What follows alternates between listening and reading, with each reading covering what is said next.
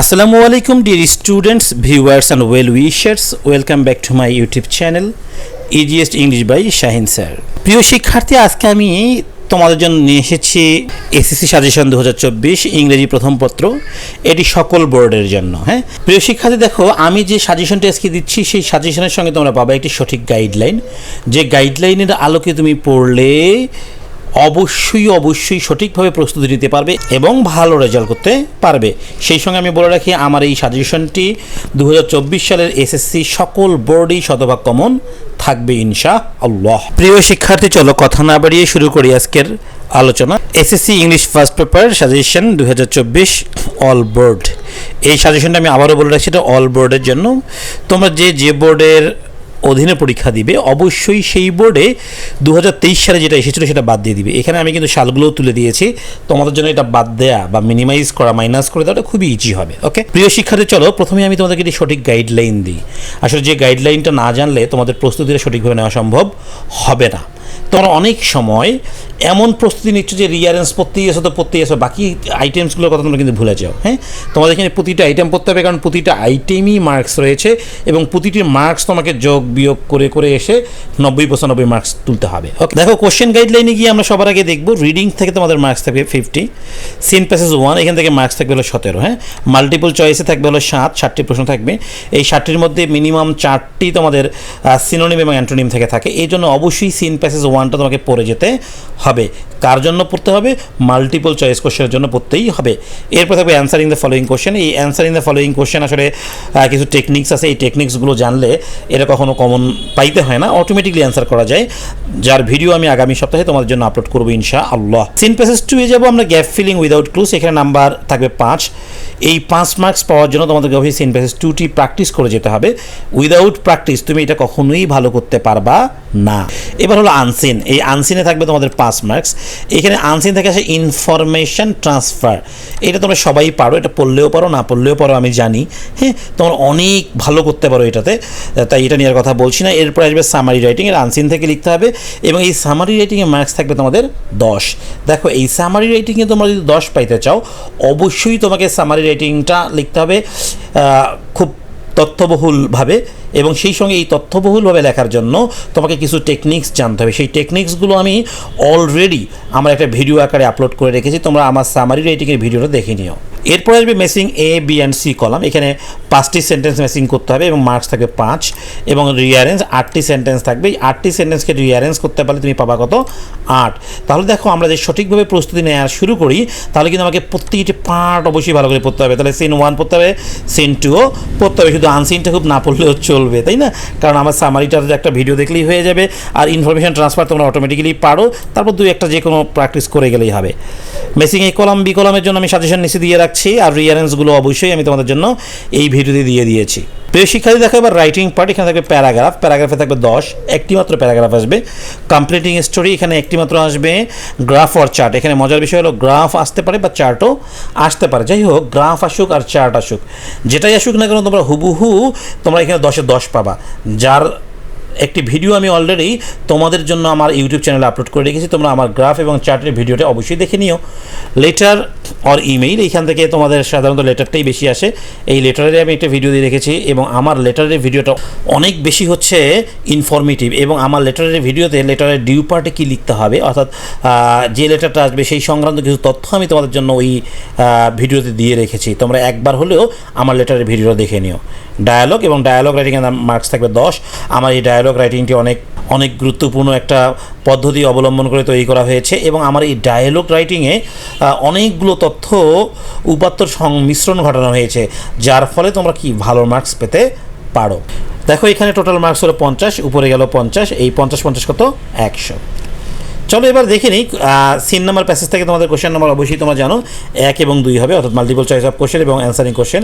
এটার জন্য দেখো আমি রেখেছি হচ্ছে 26 মার্কস। এটা ঢাকা বোর্ড 23-এ এসেছিলো, তারা ঢাকা বোর্ডের স্টুডেন্ট, এটা তোমরা পড়বা না। ওকে, 21 ফেব্রুয়ারি এটা রাজশাহী বোর্ড 2023-এ এসেছিলো, রাজশাহী বোর্ডের স্টুডেন্টরা পড়বা না, তাহলে বাকি বোর্ডের স্টুডেন্ট অবশ্যই পড়ে নিবা।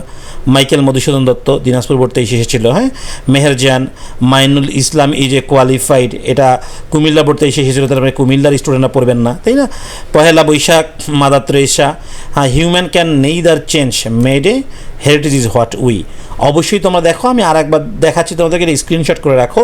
তোমাদের যার যে বোর্ডে যেটা চলে এসেছে এটা বাদ দিয়ে তোমাদেরকে কিন্তু পড়তে হবে। এবার সিন প্যাসেজ নাম্বার 2 আমি এখানে তোমাদের জন্য সবার জন্যই একদম কমন করে রেখেছি। দেখো, Bangabandhu speech, the year before last, অর্থাৎ লিপির গল্পটি। হ্যাঁ, today there are many jobs, air pollution comes from fish population, Zahir Raihan 26 March 21 February. প্রিয় শিক্ষার্থী, পহেলা বৈশাখ এবং মে ডেটাও তোমরা পড়ে নিবা।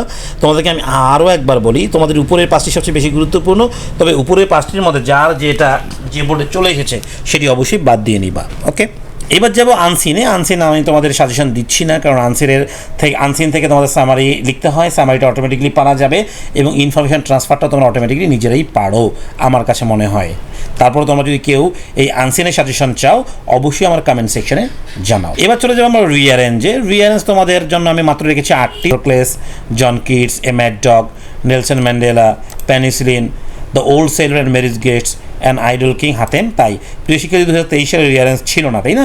যেহেতু 2023 সালের রিঅ্যারেঞ্জ ছিল না, তোমরা এই 8টাই পড়ে নিবা, আশা করি 100% কমন পড়ে যাবে। কোশ্চেন নং 80 থাকবে প্যারাগ্রাফ। এটা দেখো, প্যারাগ্রাফ আমি মাত্র রেখেছি কিনা 8টি। এই 8টির মধ্যে তোমাদের সবারই একটি করে বাদ যাবে, যার যে বোর্ডে যেটা চলে এসেছিল, তাই না?